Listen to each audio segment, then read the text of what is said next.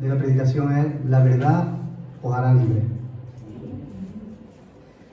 Vamos a dar una breve introducción. Entraremos rápidamente en el contexto de la porción de la Escritura que vamos a tocar y vamos a ir tratando de desglosar versículo por versículo con dos puntos. El primer punto es caminando hacia la verdadera libertad y el segundo punto es recibiendo la bendición. La verdad os hará libre. ¿Cuál verdad? ¿Qué verdad? ¿La tuya? ¿La mía? ¿La de Sensi? A lo largo de la historia, el ser humano ha buscado conocer la verdad, ha tenido inquietud por saber cuál es la verdad. Ha tratado de discernir entre la verdad y la mentira, pero en sus propios medios, en sus propias fuerzas, ¿verdad? Y no sé si a ustedes, pero yo creo que a cada uno de nosotros siempre nos han venido a la mente preguntas existenciales, ¿verdad? Tal vez como: ¿existe Dios? ¿No existe Dios? ¿Quién creó el universo? ¿Quién creó al ser humano? ¿Qué propósito tenemos aquí en la vida? ¿Verdad?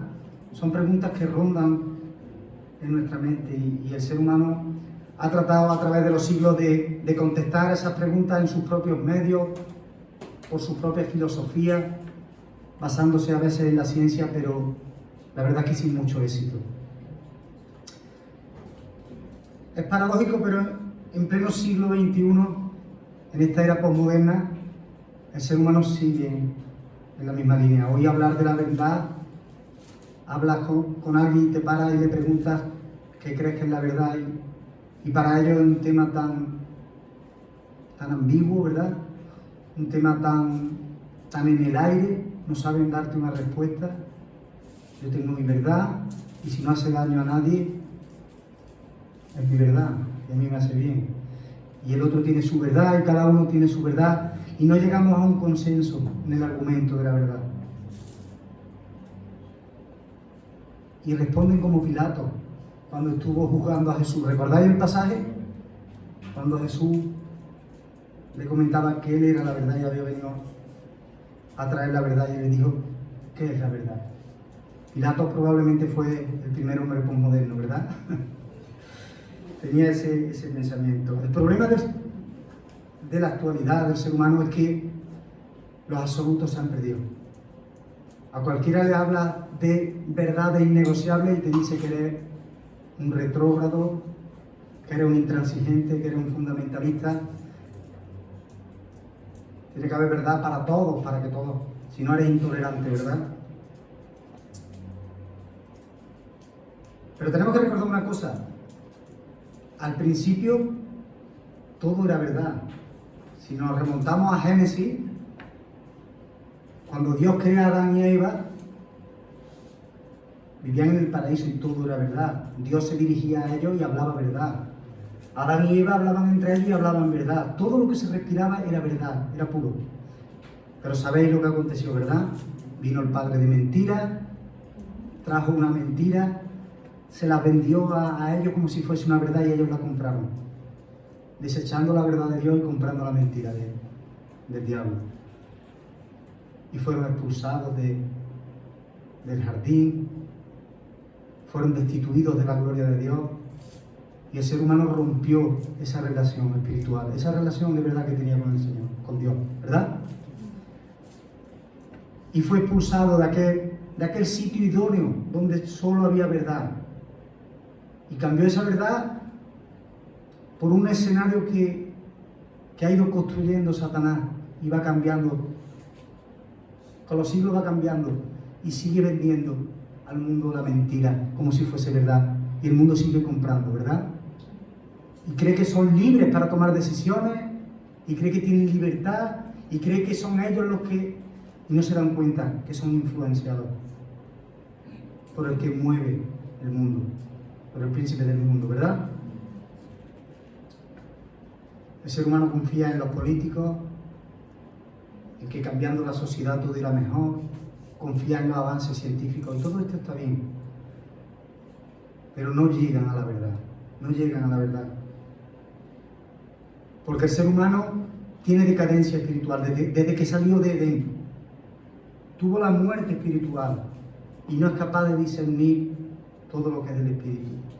El ser humano no tiene capacidad espiritual para discernir. El ser humano caído, estamos hablando.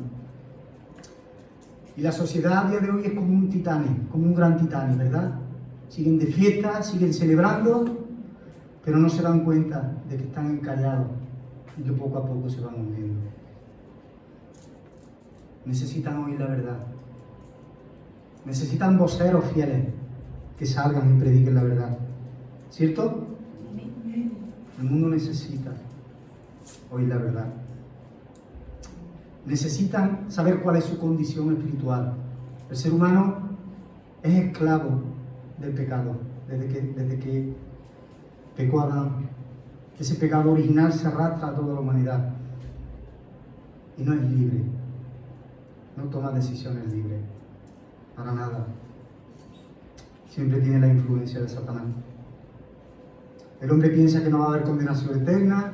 El hombre piensa que Dios es como un Papá Noel, un hombre mayorcito con barba y que todo le viene bien.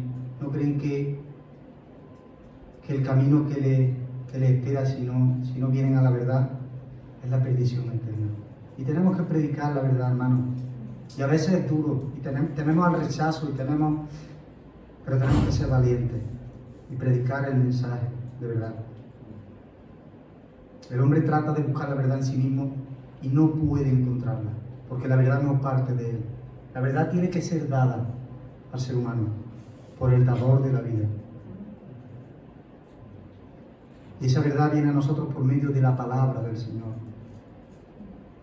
Y creemos en ella. En el Salmo 119 dice que la suma de tu palabra es la verdad. Ese versículo es demoledor, ¿verdad? La palabra de Dios es verdadera, es inspirada, es infalible. La palabra de Dios no es comparable con nada. No podemos comparar ningún argumento con la palabra de Dios. Es inmutable, es suficiente. Gloria al Señor. Pues, después de haber dado esta introducción para entrar un poquito en el contexto, si me queréis acompañar a los versículos que vamos a desglosar. El pasaje está en el Evangelio de Juan,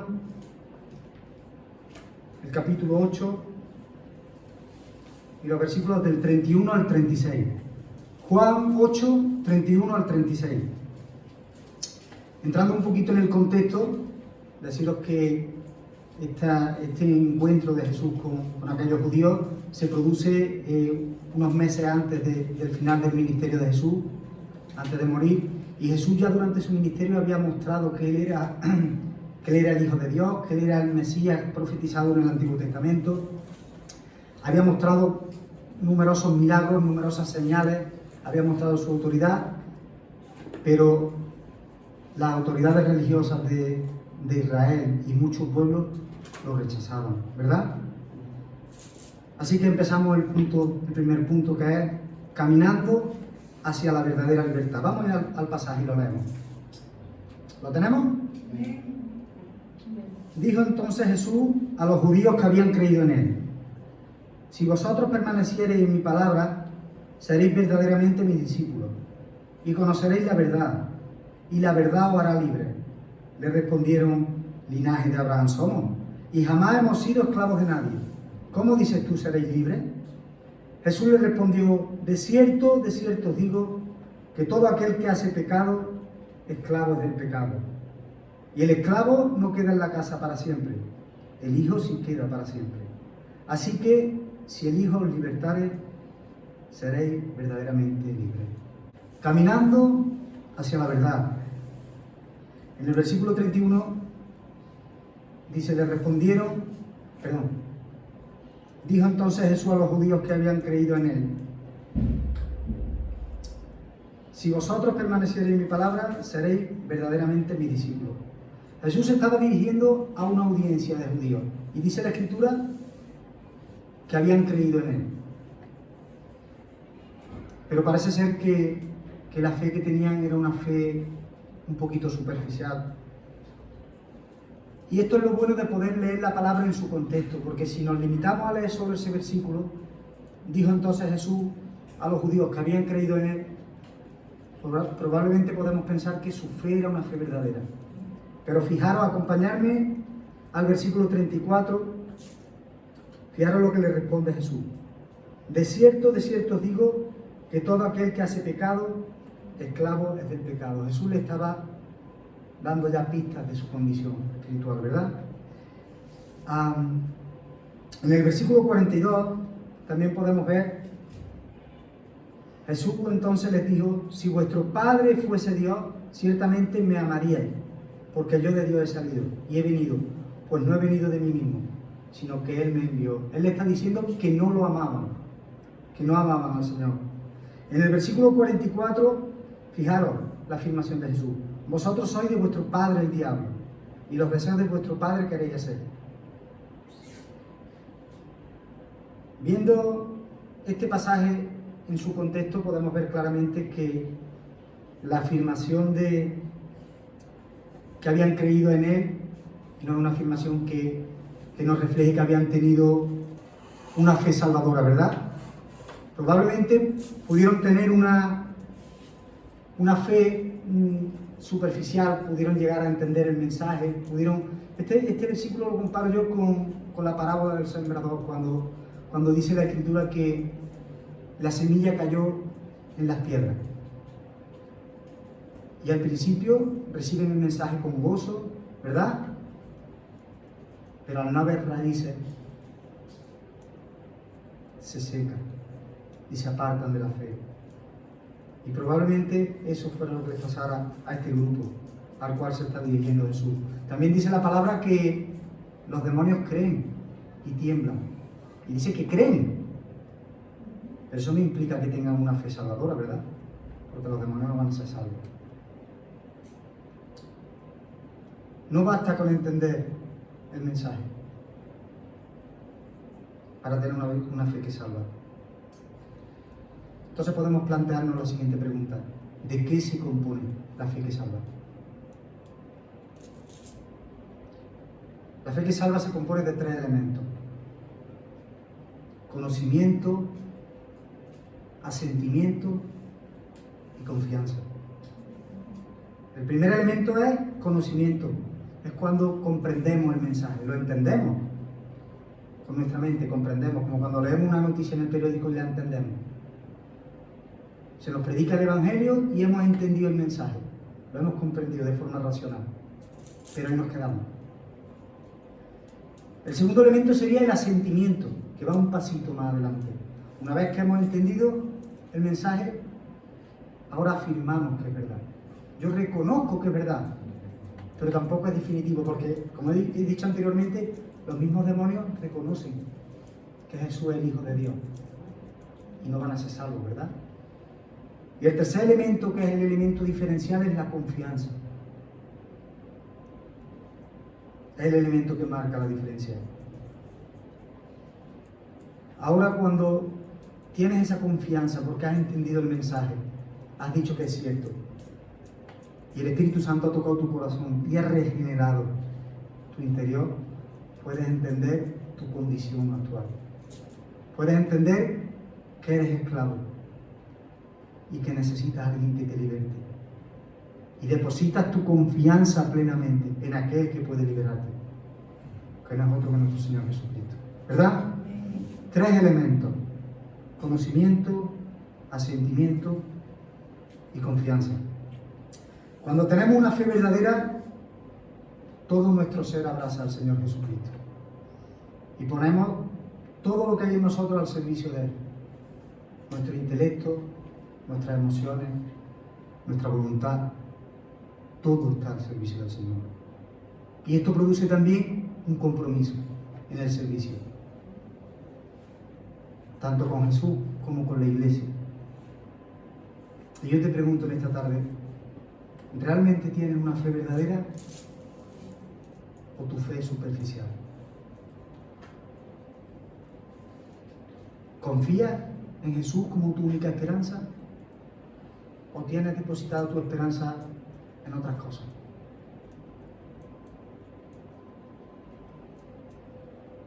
¿Tenemos realmente un verdadero compromiso con la iglesia?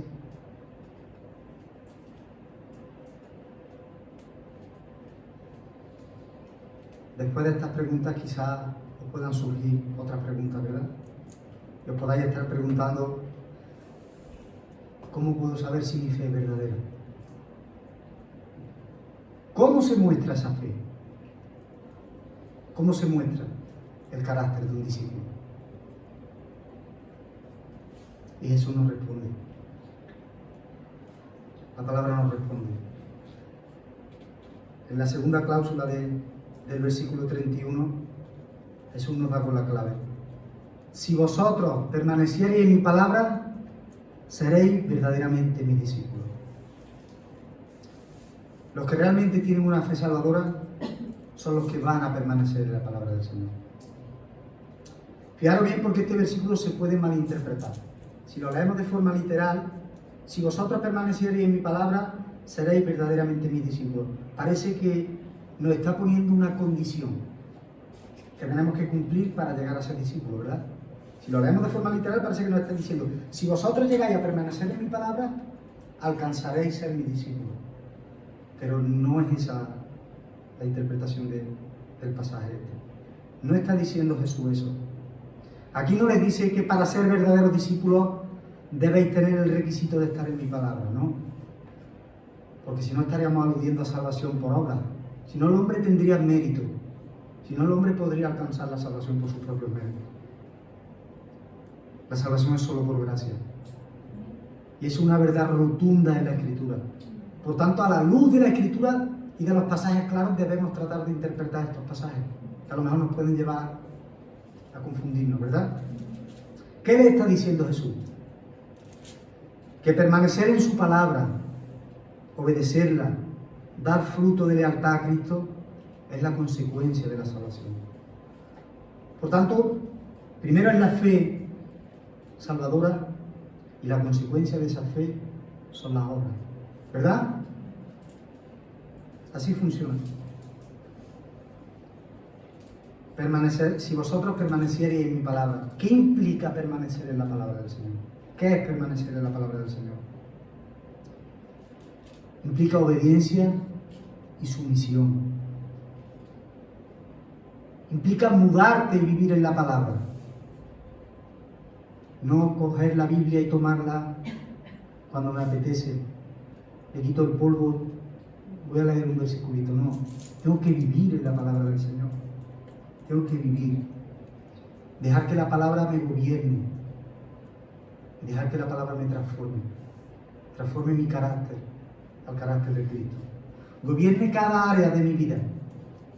Gobierne mi lengua. Gobierne mi actitud con los demás. Me gobierne en el trabajo. Me gobierne en mi casa, con mi familia, en mi matrimonio. En todos los ámbitos de la vida. La palabra tiene que ser la luz que nos guía, la luz que nos marca. Y esa es nuestra cosmovisión, ¿verdad? Permanecer en su palabra es verlo todo a la luz de la Escritura. Sin importar lo que nos digan ahí fuera. No nos importa el pensamiento de ahí fuera. No nos influye lo que no nos importa. No nos debe de influir. Para nada, no nos importa las nuevas ideologías. Nosotros tenemos una hoja de ruta bien marcada y bien clara. Pero conocemos la palabra para poder procedernos en obediencia. Si yo trabajo en una fábrica y no conozco las órdenes de mi jefe, no puedo desarrollar trabajo ninguno, ¿verdad? Si no conocemos la Escritura, ¿cómo podemos procedernos en obediencia al Señor? La palabra tiene que gobernar nuestras vidas.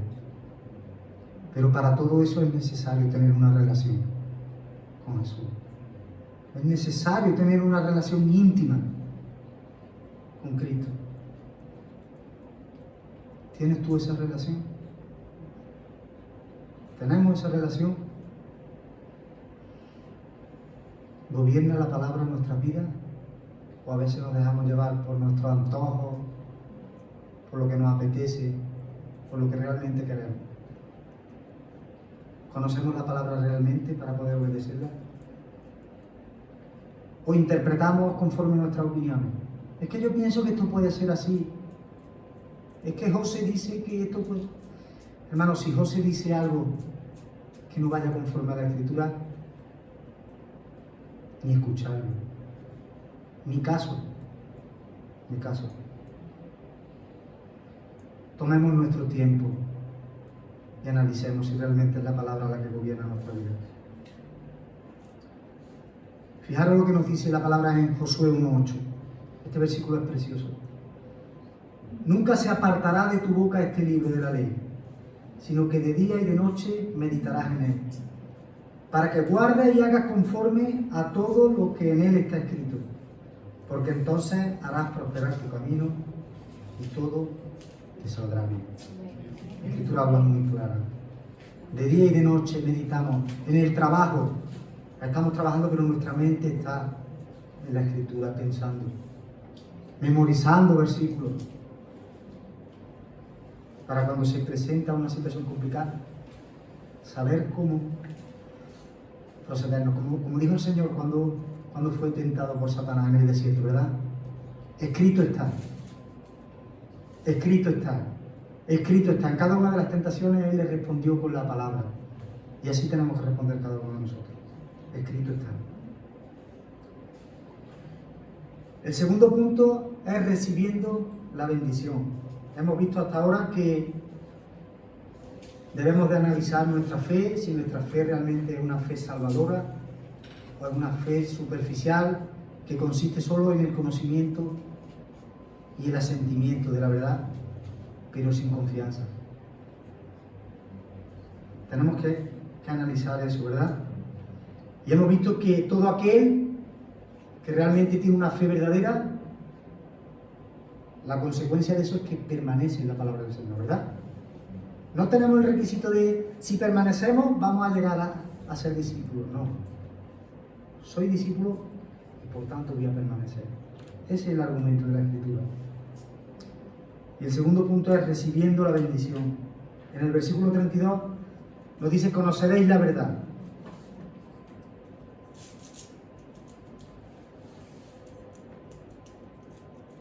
La bendición de la cual hablo en el cabeza de este punto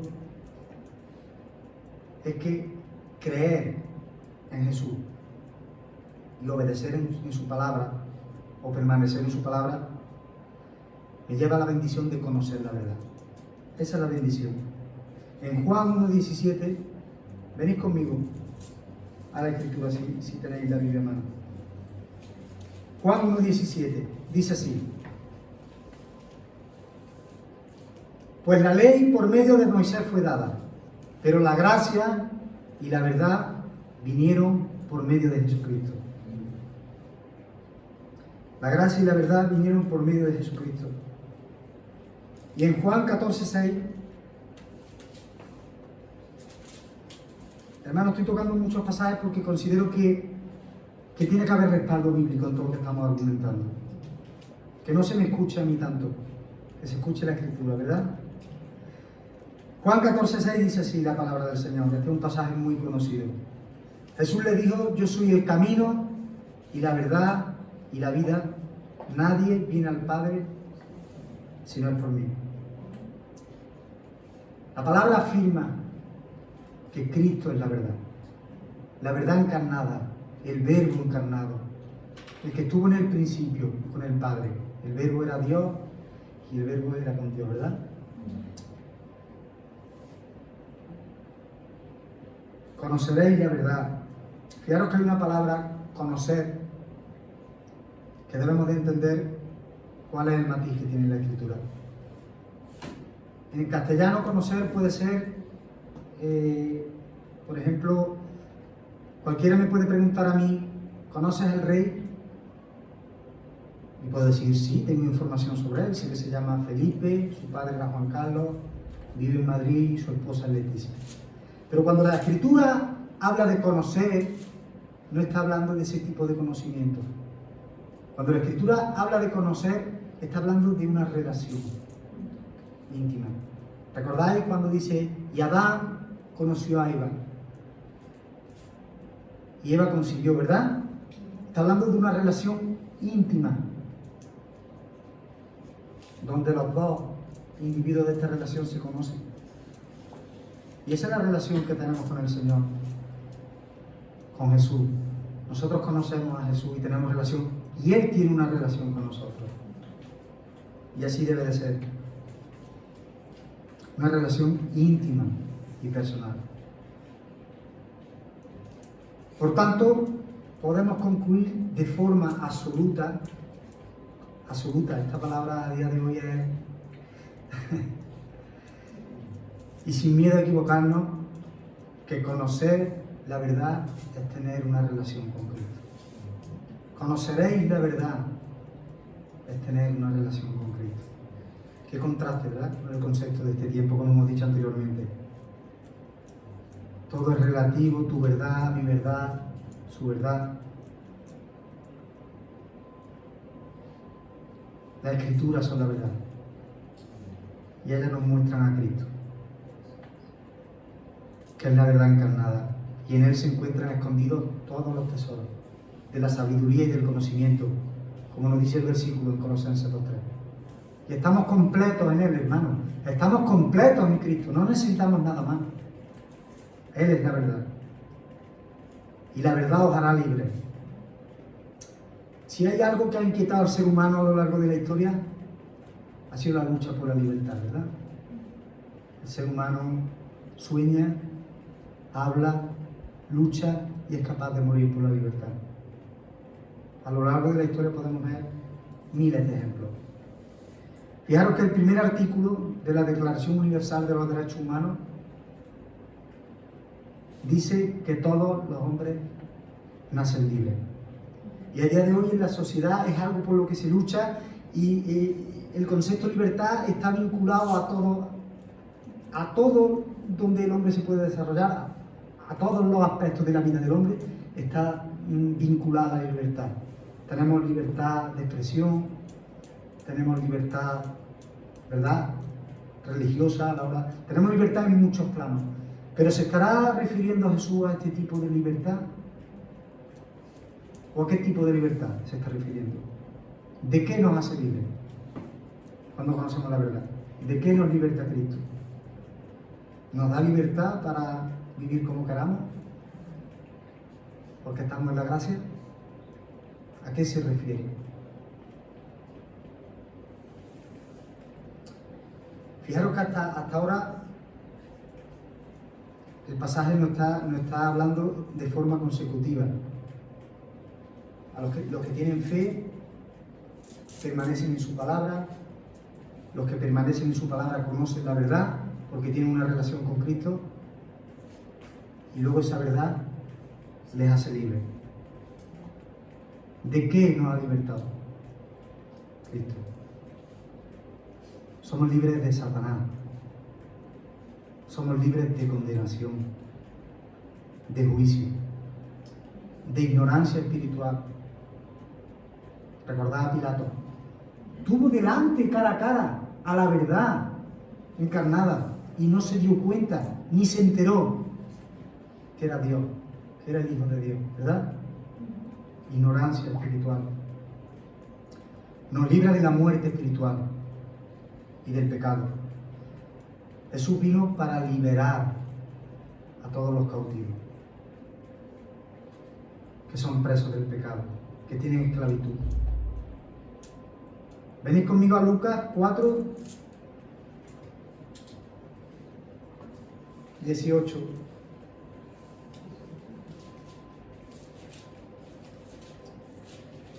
Aquí encontramos la carta de presentación de Jesús cuando empieza su ministerio. Dice así la palabra del Señor: el Espíritu del Señor está sobre mí, por cuanto me ha ungido para dar buenas nuevas a los pobres.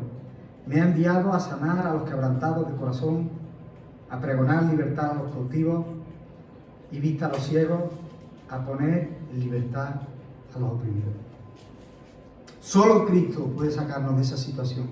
Solo Jesús es el único que puede librarnos. Hay un pasaje en Gálatas 5.1, donde se nos da una exhortación que probablemente solo aquellos que hemos nacido de nuevo podamos comprender. Dice así: estad pues firmes en la libertad con que Cristo nos hizo libres, y no estéis otra vez sujetos al yugo de esclavitud. ¿Volveremos acaso otra vez a nuestra antigua vida? Una vez que Dios nos ha libertado, que Jesús nos ha libertado. Hay una frase que dice Paul Washer, que la voy a parafrasear, y dice más o menos que aquel que vive una vida pecaminosa y dice que Cristo le ha dado libertad, la pregunta es: ¿de qué te ha libertado? Sigue igual.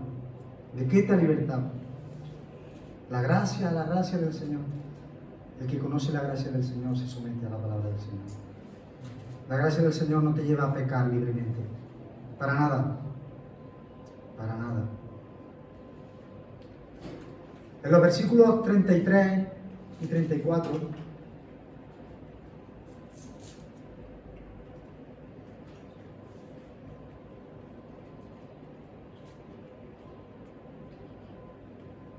encontramos la respuesta de la audiencia a la que Jesús le estaba hablando, a los judíos, aquellos que aparentemente habían creído en él. Y le dicen: linaje de Abraham somos, y jamás hemos sido esclavos de nadie. ¿Cómo dices tú, seréis libres?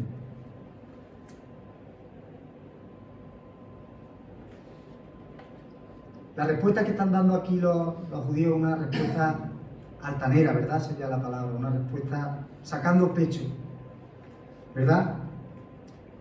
Porque ellos estaban hablando de una libertad espiritual o religiosa, porque evidentemente no podían hablar de una libertad como nación, porque Israel había sido muchas veces esclava y en aquel tiempo estaba siendo oprimida por Roma incluso, ¿verdad? Entonces se tenía que referir a una cierta libertad espiritual o religiosa. Ellos se jactaban diciendo: linaje de Abraham somos. Ellos alegaban a la pertenencia a Israel, a su identidad como pueblo, como el vínculo que los unía con Dios. Pero para nada, eso no tenía nada. En la carne no hay vínculo ninguno con Dios. El vínculo es en el Espíritu. Romanos 2, 28, 29 nos dice, nos habla claramente de esa libertad. Romanos 2, 28, perdón. Pues no es judío el que lo es exteriormente, ni es la circuncisión la que se hace exteriormente en la carne, sino que es judío el que lo es en lo interior, y la circuncisión es la del corazón, en espíritu, no en letra, la alabanza del cual no viene de los hombres, sino de Dios. No eran libres, y el Señor decía: he venido a libertaros, y no se daban cuenta, al igual que Pilato. De cierto os digo que todo aquel que hace pecado, esclavo del pecado es. La expresión de cierto os digo siempre pone un énfasis especial, ¿verdad? Jesús quiere decir algo importante. Todo aquel que hace pecado, esclavo del pecado es. Cuando dice hace pecado no se refiere a que cometamos pecado, porque no somos perfectos, no estamos en gloria y evidentemente incluso las personas que seguimos a Jesús fallamos, ¿verdad? Pero aquí la Escritura se está refiriendo a aquellas personas que viven en un hábito de pecado, que se revuelcan y disfrutan el pecado. A eso se está refiriendo. Todo aquel que hace pecado, esclavo del pecado. Yo siempre me gusta ilustrarlo, siempre pongo el mismo ejemplo, pero creo que es muy claro. La ovejita del Señor puede tropezar y caer en el fango y llenarse de lodo, pero como ese no es su hábitat natural, se levanta y se sacude y sigue andando, ¿verdad? Esa es la vida cristiana. Ese es el proceso de santificación, paulatino, progresivo, cada vez perfeccionando más y conformándonos al carácter de Cristo. ¿verdad? Por tanto, ellos eran esclavos del pecado y su identidad y su linaje no los salvaba de esto. Ellos habían depositado su esperanza en eso, en que eran linaje de Abraham, en que pertenecían a la nación de Israel, el pueblo escogido de Dios. Esa era su seguridad, esa era su esperanza. Y yo te pregunto en esta tarde, ¿cuál es tu seguridad? ¿Dónde se basa tu esperanza? ¿En el dinero? ¿En el poder? ¿En la fama? ¿En el trabajo? ¿En tu familia? ¿Cuál es tu seguridad? Te puedo decir con total certeza que si tu esperanza está depositada en alguna de esas cosas, sigues siendo esclavo de Satanás y del pecado. Necesitamos que Dios haga una obra en nuestros corazones. Necesitamos ser nacidos de nuevo. La circuncisión es interior, no va en el exterior. El único nexo con Dios el Padre es Cristo. Ni tu trabajo, ni tu familia, ni la nación a la que perteneces, nada de esto nos vincula con Dios. Solo Jesús. Y el esclavo no queda en la casa para siempre. El Hijo sí queda para siempre. Así que si el Hijo os libertare, seréis verdaderamente libres. Jesús usa una analogía muy típica en aquel tiempo, la de la esclavitud, porque él siempre usaba una forma de hablar cercana para que la audiencia pudiera entender lo que él se estaba refiriendo. Y en aquel tiempo la esclavitud era algo muy del día a día, ¿verdad? Primero le advierte que el esclavo no va a estar siempre en la casa. El Hijo sí. Cuando está hablando del Hijo se refiere a Cristo. Pero de forma colateral también entramos todos aquellos que hemos depositado la fe en Cristo, porque estamos en Él, ¿verdad? Y si Él está, estamos nosotros también. Es una promesa del Señor. Estaremos en la casa por siempre, porque el Hijo tiene privilegio y es el que gobierna la casa. Por tanto, el Hijo tiene derechos por siempre, el esclavo no. Los judíos, al rechazar a Cristo, mostraron que esos privilegios ya no les pertenecían. Fijaros lo que dice la Escritura en Mateo 8, los versículos 11 y 12.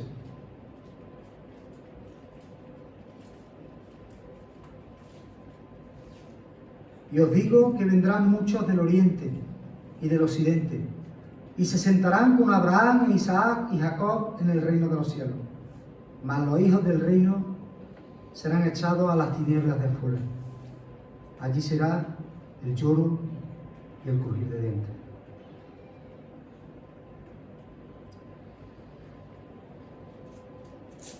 Solo aquellos que ponen arrepentimiento y fe en Jesús son hijos de Dios.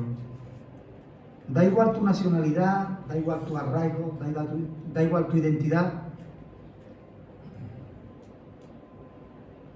Solo aquellos que han puesto su fe en el Cristo pueden ser llamados hijos de Dios.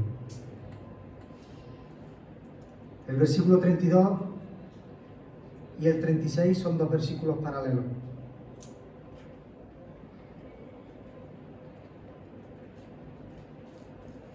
Está hablando de lo mismo. Conoceréis la verdad, o sea, tendréis una relación con Cristo, y Cristo, el Hijo, os librará. Y en el 36 dice lo mismo. Si el Hijo os libertare, seréis verdaderamente libres. Es el Hijo el único que tiene potestad para librarte de esa condición. Romanos 8:2 nos dice: Él los ha librado de la ley, del pecado y de la muerte. Pero hay todavía más buenas noticias. No solo los liberta, sino que también nos adopta. y nos lleva a la casa de Dios, ¿verdad? Efesios 1:5 dice, en amor, habiéndonos predestinado para ser adoptados hijos suyos por medio de Cristo. Nos lleva de una posición de esclavitud a ser hijos y herederos, como dice en Romanos 8:17. Y si hijos, también herederos, herederos de Dios y coherederos con Cristo. Por tanto, y sin extenderme mucho más, llegamos a una conclusión y haciendo un resumen de todo lo que hemos escuchado, que el cristiano tiene el privilegio de decir que ha podido encontrar la verdad. La verdad es la Escritura y la verdad es Cristo, ¿verdad? Valga la redundancia. El mundo lleva años buscando, sin éxito. La verdad de la palabra de Dios es el mayor tesoro que podemos tener. Y vuelvo a repetir, es una verdad que trasciende los tiempos, las culturas, los pensamientos del hombre. La palabra de Dios será por siempre. Cielo y tierra pasarán, pero mis palabras no pasarán. Da igual lo que veamos, lo que digan alrededor. Nosotros confiamos en la palabra del Señor. Porque es eterna, es absoluta, es inerrante, es fuente inagotable de la sabiduría de Dios. Solo aquellos que conocen a Cristo y su palabra son verdaderamente libres. Antes vivíamos para nosotros y ahora vivimos para Dios. Ahora acercamos el Evangelio a las personas, llevamos la salvación a las personas. La sangre de Cristo nos liberó de la culpa y la condenación eterna. Hemos sido declarados justos. ¿Quién puede acusarnos? ¿Quién acusará a los escogidos de Dios? La verdadera libertad es Cristo.